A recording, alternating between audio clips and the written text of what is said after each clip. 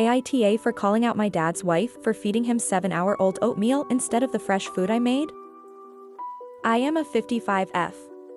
My dad, 83M, had surgery last week to remove a cancerous tumor in his digestive tract. Then my mom passed away 17 years ago, and he married a younger woman who I have never been a fan of. Feeling is definitely mutual, but I tolerate in order to have a relationship with my dad. Since his surgery a week ago, all he's asked for is rice and beans. He's 100% Irish, but having been married 38 years to my mom, who was 100% Puerto Rican, he absolutely loves Puerto Rican food. He's been on basically a liquid diet until yesterday after a second procedure and was given the green light to eat solid food. He had a late lunch about 2 p.m. I immediately went home and cooked for him, and my daughters brought it up to the hospital. She had my dad call me at 5 to say he had eaten his hospital dinner and was full, less than 3 hours after he had lunch. My daughters had the nurses put it in the fridge. I had already put his name and the date on it. Visited this morning and he didn't have an appetite. His hospital breakfast tray was sitting there and I had brought him breakfast from the diner as well. All he had was coffee. I left a note in his room and even asked the nurse assistant who came into his room if she could offer him the rice for lunch.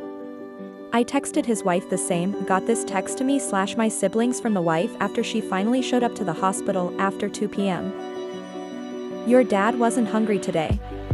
Around 2 o'clock, he had oatmeal with chocolate chips and an Ensure chocolate protein shake and a cup of tea. He is quite full now. He still has some pain/soreness. He is managing his pain without pain meds. So I replied, I hope not that oatmeal that was sitting out from this morning. Her response, the oatmeal was covered and still good. It was super heated and melted his chocolate chips. I called the nurse's station to ask why my dad would be allowed to eat food from a tray at least 6 hours old.